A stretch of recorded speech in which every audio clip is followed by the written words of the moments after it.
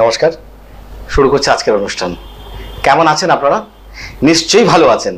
যারা যারা মা কামাখ্যার পথ অনুসরণ করেন, মা কামাখ্যাকে ডাকেন, যারা যারা একবার মন থেকে বলেন কামাখ্যা বরদা দেবী নীল পর্বত বাসিনী তানি দেবী জগন মাতা জলিমুদ্রে নমস্তুতে, তারা ভালো থাকবেনই থাকবেন। মাসিমা, কাকিমা, জেঠিমা, দূর দিগন্তে এত কষ্ট করে যারা এই সময় অবধি বসে আমার অনুষ্ঠান দেখছেন, তাদের পায়ে আমার অসংখ্য প্রণাম রইল, অসংখ্য প্রণাম। দাদা বৌদি দিদিদের অসংখ্য স্নেহ ভালোবাসা রইল। ছোট ছোট ভাই বোনদের তো কোনো কথাই নেই। এই অনুষ্ঠানটা সব থেকে আপনারা বোধহয় ওই টোটকাটার জন্য খুব বেশি পছন্দ করেন। দেবাশিস বলবে কি সুন্দর সুন্দর টোটকা বলে, একটু শুনি। হ্যাঁ, টোটকাও বলি, সব বলি, কিন্তু তার আগে একটা কথা দিদিভাই দাদা ভাই আপনারা শুনুন। টোটকা করবেন কিন্তু বাস্তুটাকে ঠিক রাখবেন, কিন্তু বারবার বলছি। কারণ বাড়ির বাস্তু যদি খারাপ হয়ে যায় না, কোনো টোটকাও কাজ করতে চায় না, কোনো পুজো কাজ করতে চায় না, কোনো মন্ত্রশক্তি কাজ করতে চায় না। অনেক ক্ষেত্রে দেখছেন না, দিনের পর দিন বাড়িতে বসে পুজো করছেন, তার কোনো অ্যাকশন নেই। সারাদিন পুজো করছেন, খালি বলছেন ঠাকুর কি আমাদের এই ফল দিল।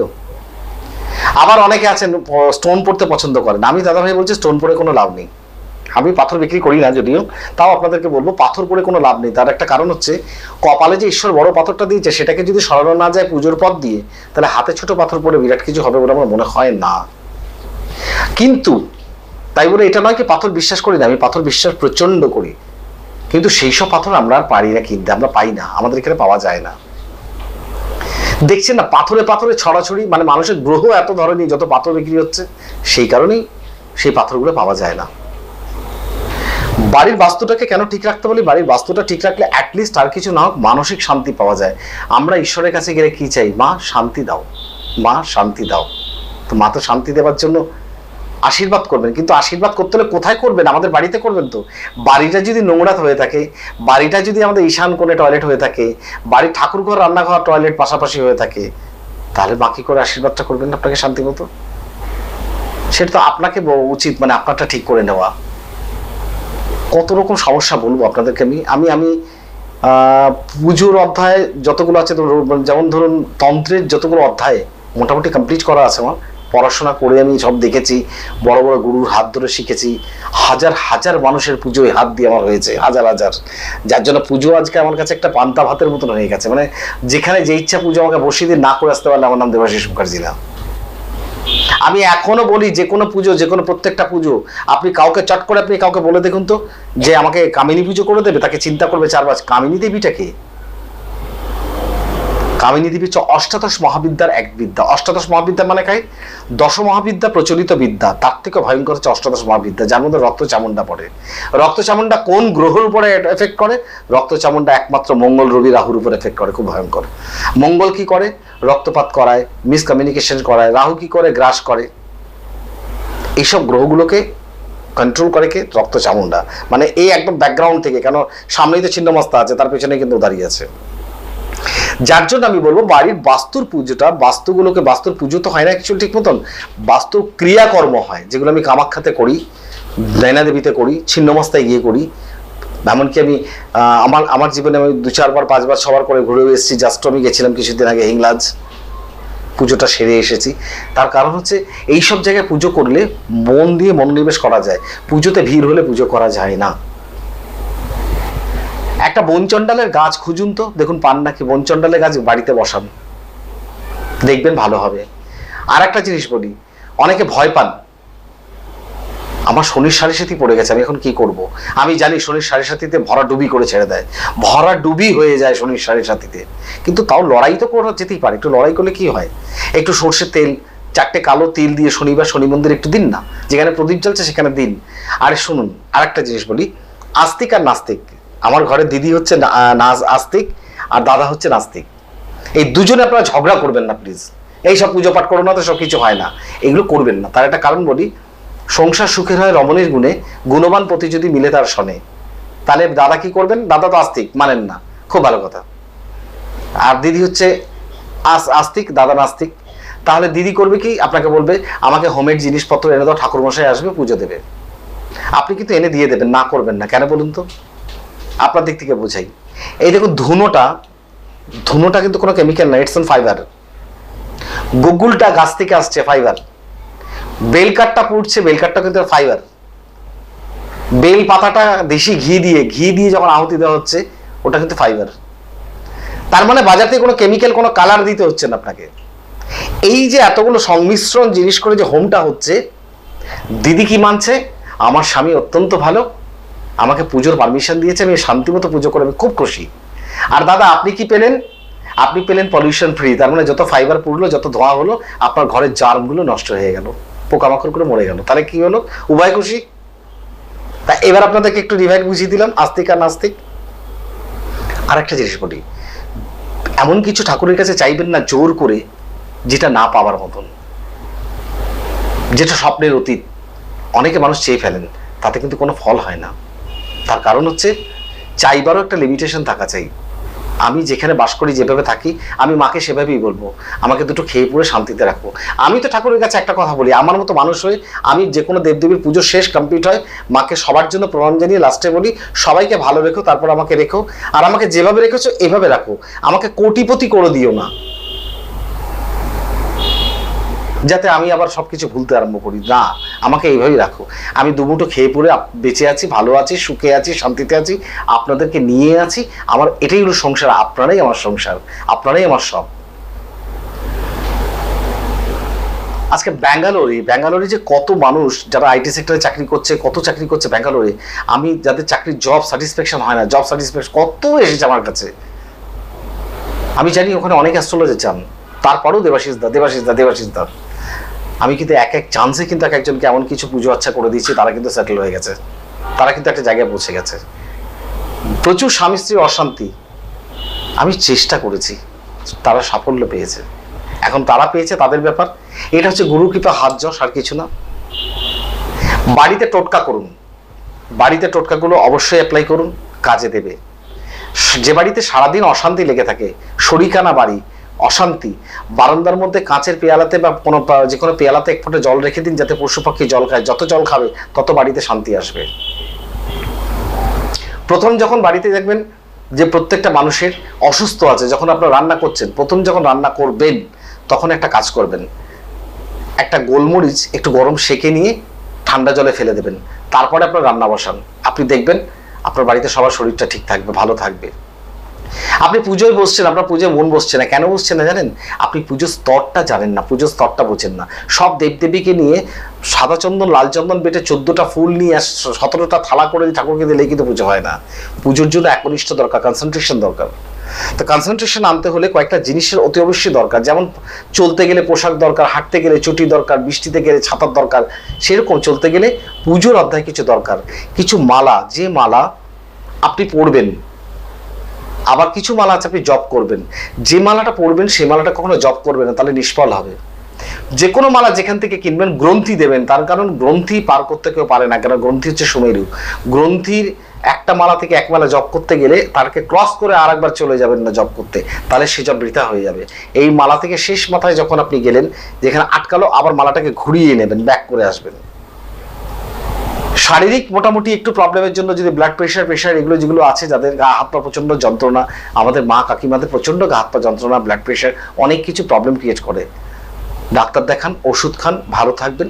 তারপরও দৈব গুণে ক্রিস্টালের মালা একটা পড়ুন। ক্রিস্টালের মালা আমি আপনাদেরকে দেখাচ্ছি। ক্রিস্টালের মালাগুলো একদম অদ্ভুত মালা, মানে এগুলো আপনারা যখন তখন যত্রতত্র অনায়াসে পড়তে পারেন, কারণ এই মালাগুলো একটা দারুণ মালা। এই মালা শরীরে ব্লাড প্রেশার থেকে আরম্ভ করে আপনি যেটা চাইবেন, মানে আপনার শরীরে কন্ট্রোল করা সমস্ত জায়গাটা কিন্তু ঠিক করবে মালা ক্রিস্টালে। কিন্তু এটা পরে আপনি দয়া করে জপ করবেন না, কেন এটা জপের মালা নয়। আমি হাত দিয়েছি, এখন বরফের মতো ঠান্ডা হয়ে রয়েছে। আর এটা আপনি বুঝবেন যে দেবাশিস দা এটাকে আসল না নকল। অন্ধকারে নিয়ে গিয়ে দুটো ক্রিস্টালের মালা ঘষবেন, আগুন বেরোবে। আর একটা জিনিস, রেস, আমরা কলকাতার রুদ্রাক্ষ পাই না। আমি রুদ্রাক্ষ নিয়ে বিশেষ বিশ্লেষণ করতে চাই না, তবু একটা কথা বলি, অরিজিনালি সবসময় মাথায় রাখুন সত্যি জিনিসটাকে। রুদ্রাক্ষর এই যে মালা, যে মালা দিয়ে জপ করবে সবাই, এই একটি মালা, জপের মালা, আমি আপনাদেরকে একটা উদাহরণ দিচ্ছি। এই যে একটি মালা যেটা দিয়ে জপ করবেন আপনারা, এই মালা কিন্তু জপের জন্য শ্রেয়। মানে আর এই রুদ্রাক্ষর কোয়ালিটি, রুদ্রাক্ষর কালার, আপনারা শুধু কালার আর কোয়ালিটিগুলো রুদ্রাক্ষর দেখুন, রুদ্রাক্ষর দানাগুলো দেখুন, এটা শুধু জপের মালা। কিন্তু একটা জিনিস নোটিস করুন ভালো করে, এই এই যে গ্রন্থিগুলো আমি করিয়েছি, মানে একটা রুদ্রাক্ষর পর একটা গিট, আর একটার পর একটা গিট।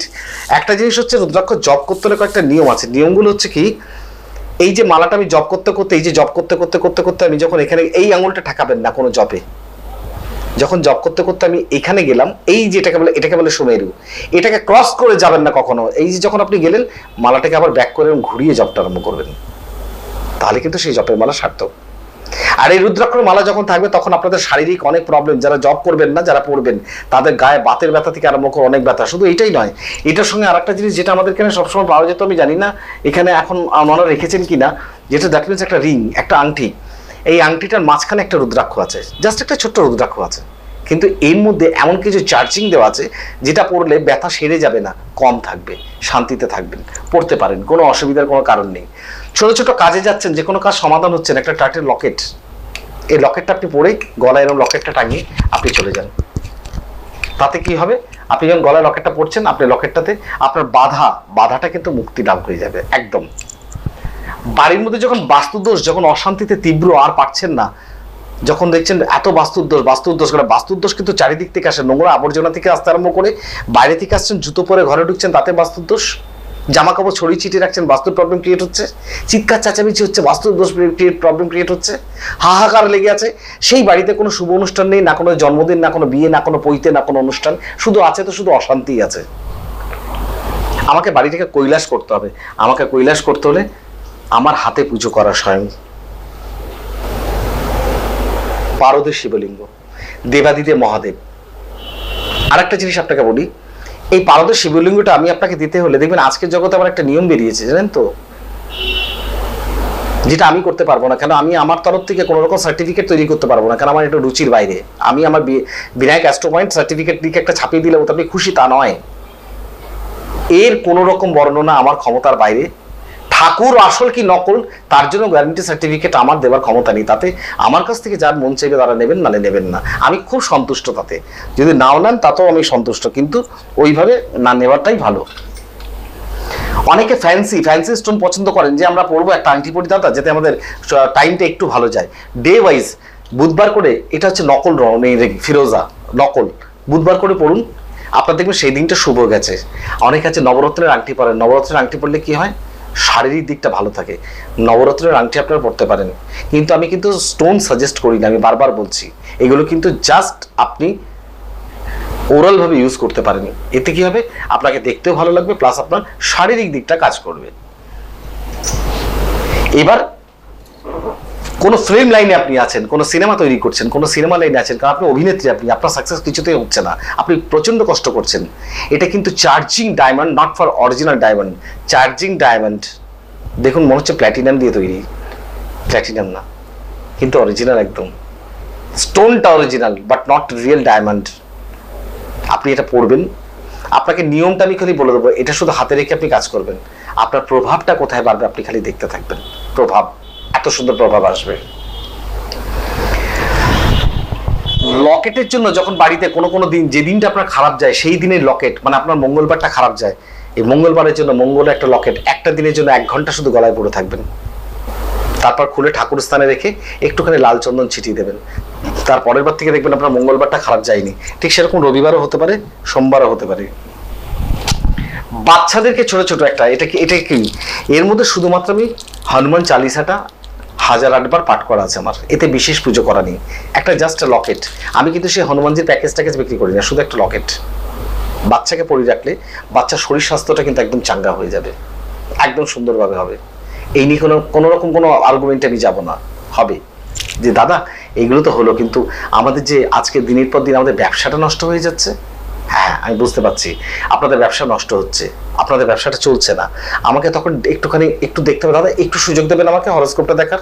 যদি আপনাকে সুযোগ দেন, যদি কৃপা করে আমাকে একটু সুযোগ দেন হরোস্কোপ দেখা, তাহলে আমি একটু দেখে আপনাকে এই টাইম হচ্ছে আমি বলতে পারবো আপনাকে যে আপনার কেন হচ্ছে, কেন দশা অন্তর্দশা ভাবচক্র নববংশ এইগুলো কিন্তু একদম পুরো চার্ট একটা বিবেচনার ভীষণ বড় একটা চ্যাপ্টার, ভীষণ বড় ব্যাপার।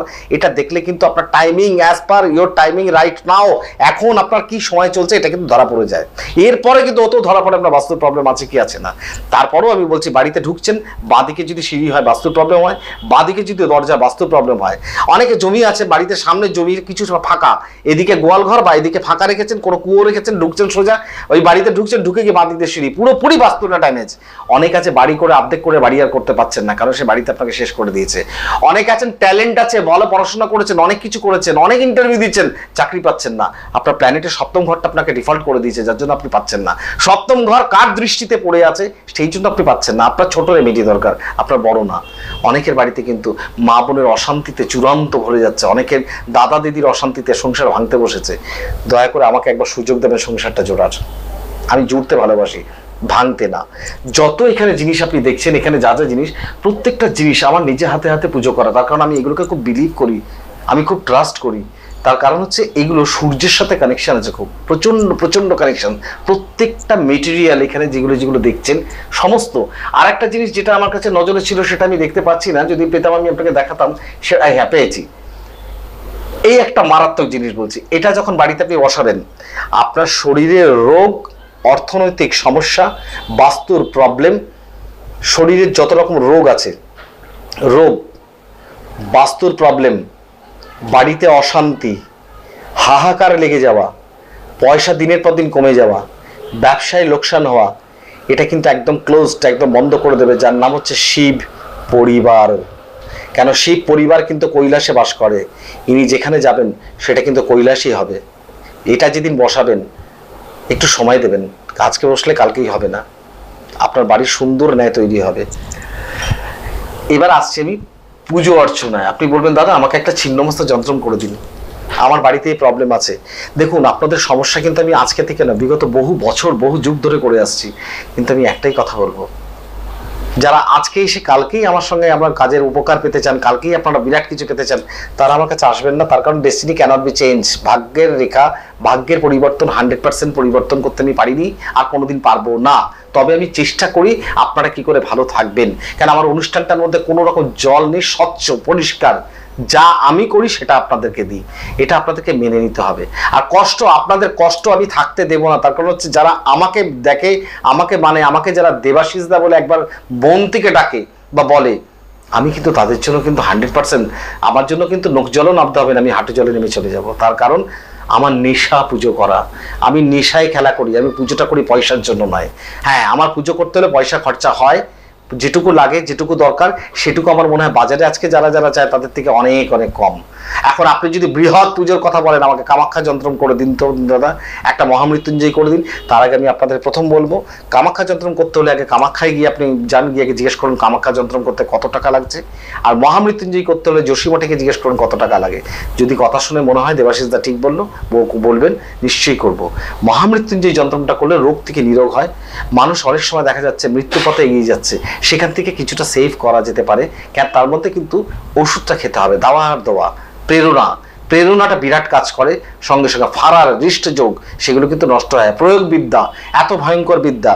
এক একটা পুজো, আমি যদি এখানে বসে কোনো পুজো করি, আপনি যদি জাপানে থাকেন সেখানে কিন্তু আপনার কাজ করবে। তার কারণ হচ্ছে শব্দ হচ্ছে তরঙ্গ, তরঙ্গ হচ্ছে ভাইব্রেশন, হাওয়ার মধ্যে তরঙ্গের মধ্যে কাজ করে। আমি বলেছিলাম না যে একটা বংশ থেকে আমি বিলং করি, যে বংশটা আপনাদেরকে আমি বুঝিয়েছি, বলেছি। আমি ইমোশনাল আর হতে চাই না। তার কারণ হচ্ছে আমি একবার বলেছি। আর দ্বিতীয় আর একটা জিনিস আপনাদেরকে আমি বলি, যে এটাও আমার দাদুর একটা খেলাই বলতে পারেন। ডক্টর ম্যানফ্রেড উড বলে একজন জার্মানিতে ছিলেন, জার্মানিতে থাকতেন।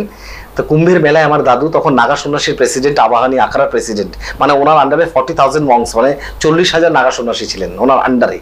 তো উনি যখন ছাই মুখে বসে আছেন, একজন ডক্টর ম্যানফ্রেড, উনি আসছেন, মানে ঘুরতে এসছেন, যে হোয়াট ইজ দিস, কি হচ্ছে এখানে, এই কি করছে এরা, ছাই ফাই মেখে আর গঙ্গায় চান, খালি নাগারা বাজছে, ঢোল বাজছে, এরা কারা, সাধুরা, এরা কি করছে।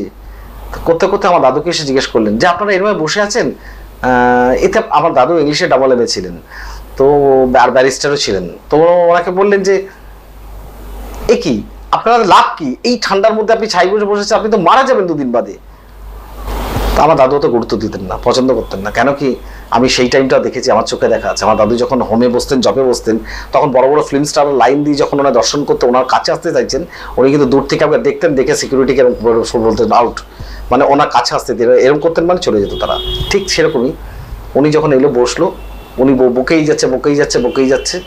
দাদু তখন রেগে গেল, রেগে গিয়ে বলছে, চা খাবে? তুমি বললো হ্যাঁ খাবো। চা খাচ্ছে, খেয়ে বলছে, আপনারা এভাবে থেকে কি পান, কি আছে এর মধ্যে? তখন বলছে, সাহেব, নিজের রোগের রহস্য খুঁজতে তুমি এসেছো, আর এসে আমাকে জিজ্ঞেস করছো আমরা কি পাই? তুমি তোমারটাকে খুঁজে পেয়েছো আজ অব্দি, যে তুমি যে রোগে ভুগছো? তখন বলছে, আমি কি রোগে ভুগছি? বলছে, তুমি যে রোগে বাঁচার জন্য ইন্ডিয়াতে ধর্ম খুঁজে বেড়াচ্ছ, ধর্মীয় মানুষদেরকে, তুমি এখনো মনের মতো মানুষ পাওনি।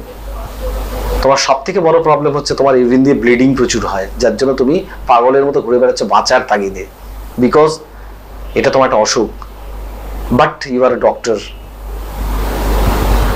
তো উনি চার কাপটা নিয়ে স্টিল বসে থেকে কাপটা রেখে দিয়েছে, রেখে দিয়ে চুপ করে বসে উনি 5 মিনিটের জন্য নিজে থেকে নিজে সরে গেলেন মনে হলো। তখন আমি পাশে বসে আমাকে বলছে, যখন ছোট আমাকে বলছে, দেখলি সাদা হলেই হলো না, হয়ে গেল সাদা। এবার উনি বলছে, এই আপনি জানলেন কি করে? বলছে, কেন, এই ঠান্ডা লাগছে, শীতে জানলাম, ঠান্ডা লেগেছে তুমি বললে তাই জানতে পারলাম। তাহলে তোমার গরম লেগেছে, আমার ঠান্ডা লেগেছে, তাই আমি জানতে পারলাম। বলছে ভালো হয়? দাদু বললো, আমি ওসব জানি না। উনি অনেকক্ষণ বসে যখন চলে যাচ্ছেন, তখন আরো সাধুরা বলছে, আরে বাবা আপনি যাচ্ছেন কোথায়, চুপ করে বসুন ওখানে, চুপ করে বসুন। আর আমার যে উনি চলে গেলেন, আমার দাদু বলছে, আইসে আমার মাথাটা খাইতে, যাইবো তো না, খালি নাটক করে। ও মা চলে গেছে, আবার ঘন্টাখানেক বাদে ঘুরে এসেছে, ঘন্টাখানেক বাদে এসে বলছে কি, না আমি এখানে বসবো। দাদু বললো বসো। বসলো। বসার পরে উনি সাহেব টকটকে বলছে, স্ট্রেট কাট বললো, কি গো তোমার ভালো হওয়ার ইচ্ছা আছে তাই না? আমি দাঁড়াও, আমি জিজ্ঞেস করে দেখি একজনকে, সুপার ন্যাচারাল পাওয়ার যে আছে। জিজ্ঞেস করলো, কি বললো উনি কি জানে? ওনাকে বললো, একটা কাজ করো, কালকে সকাল ভোর 4টে শাহী স্নান আছে, 4টের সময় চলে আসবে, তোমার গায়ে জল ছেটানো হবে একটু মাত্র। এইবার অত ঠান্ডা বুঝতে পাচ্ছেন, তখন পৌষ মাসের কুম্ভের মেলা, সেই ঠান্ডায় সাহেব বেচারি সে একদম সেই ভেবেছে বোধহয় একটা ইংল্যান্ডে বাস করছে, উনি থাকতেন জার্মানিতে। তো উনি ওইভাবে এসছেন, ড্রেস ফ্রেস জ্যাকেট প্যাকেট পরে একদম স্যুট বুট পরে চলে এসছেন। বলছে ইয়েস, তখন এই বলতে পারছে, বাবা তো বলতে পারে না, ইয়েস ফাদার। তখন হচ্ছে come here and sit down, এসো বসো। বসলো, বসে দুটো সাধুকে বলছে, ওকে আস্তে আস্তে গঙ্গায় নিয়ে যা, আর যে কটা জামা কাপড় আছে সব খুলে গঙ্গার জলে চোবাতো। এইবার সাহেব তো আর বাংলা বোঝে না, সাহেব জানে জল ছেটাবে, তাকে তো নিয়ে চলে গেছে গঙ্গায়। গঙ্গায় নিয়ে বলছে জল ছেটাবো, জ্যাকেটটা খুলুন। সাহেব একটু খুলেছে, বলছে ওইভাবে না, পুরো খুলতে হবে একবার। যেই সাহেব খুলেছে, পুরো জামা কাপড় খুলেছে, পেছনে একজন ধাক্কা দিয়েছে, ধপাস করে সিঁড়ির জলে পড়ে, যেই পড়েছে মুখ ফুক লাল হয়ে, মানে সে যেন নিউমোনিয়া হয়ে যায়, এমন একটা ব্যাপার সাহেবের। সাহেব তখন বলছে কি, যে আমি এমন লোকের পাল্লায় পড়লাম যে আমাকে মেরে ফেলার জন্য এরকম করলো লাস্টে, এই ধর্ম, এই হচ্ছে হিন্দু ধর্ম, এরা এরকম করে। সে কাঁপতে কাঁপতে কাঁপতে সে ওঠার পর, আর পাশে তখন নাগারার আগুন জ্বলছে, আগুনের পাশে সাহেবকে দাঁড় করানো হয়েছে, হয়ে হাত পা মুছিয়ে ওনাকে ড্রেস পরানো হয়েছে, দাঁতটা ঠাক ঠাক ঠাক ঠাক ঠাক ঠাক করে কাঁপছে। ওই অবস্থা দাদুর কাছে নিয়ে এসছে। দাদুর কাছে আসতেই আগুন জ্বলছে, আগুনের শিখা থেকে একটা কলা আর একটা ফল তুলে বলে, এটা তুমি খাও, খাও আর যাও, আর আমাকে জ্বালিও না, যাও। ও ফলটা নিয়েছে, বলছে এখানে খাও, এখানে আমার সামনে খাবে, তুমি না খেলে কিন্তু তোমার এই জলে স্নান করেছে অসুখ করে যাবে, আরো বাড়বে। ভয়ের ঠেলায় খেয়ে নিয়েছে, খেয়ে দিয়ে উল্টো পাল্টা বলছে আমার দাদুকে, বলে চলে যাচ্ছে, বলছে never come again never I come, never I come, হ্যাঁ দিস ইজ দ্যাট, এই করতে করতে চলে গেল। যাই হোক, সাহেব যখন পৌঁছেছে তখন হয়তো 6:30 হবে, গেছে, রুম হিটার ফিটার জ্বলছে, কফি টফি খেয়েছে, একটু সুস্থ বোধ করছে। তারপরে বাথরুমে গেছে। বাথরুমে গিয়ে উনি যখন বাথরুমে ফার্স্ট গেছে, সেটা দেখে কিন্তু উনি একটু স্টান্ট। উনি দেখলেন ইউরিনটা হোয়াইট হলো, উনি এটা বিশ্বাস করতে পারলেন না। উনি আবার 2 গ্লাস জল টল খেয়ে আবার হয়তো 2-4 ঘন্টা বাদে আবার ইউরিন করতে গেছেন, আবার ইউরিনটা হোয়াইট হলো, ব্লাড আর নেই। আবার 2-4 ঘন্টা বাদে এই করতে হতে বিকাল অবধি যতবার গেছে হোয়াইট ইউরিন। তারপর উনি 1 জগ জল খেয়েছে, আর ঝেড়ে ইউরিন বেরিয়েছে, একদম পরিষ্কার ভাবে সাদা ইউরিন। উনি ওখান থেকে ছুটে এসেছে, এসে আমার দাদুর পা ধরে খালি বলেছে যে আমি এই দুটো টুকরো আমি যেন আমার জীবন থেকে না চলে যায়, এই পা দুটো আমাকে দাও তুমি, কারণ তুমি আমার ভগবান, তুমি আমার বাবা, তুমি আমার ফাদার, তুমি আমার সবকিছু, আমাকে দুটো পা দাও।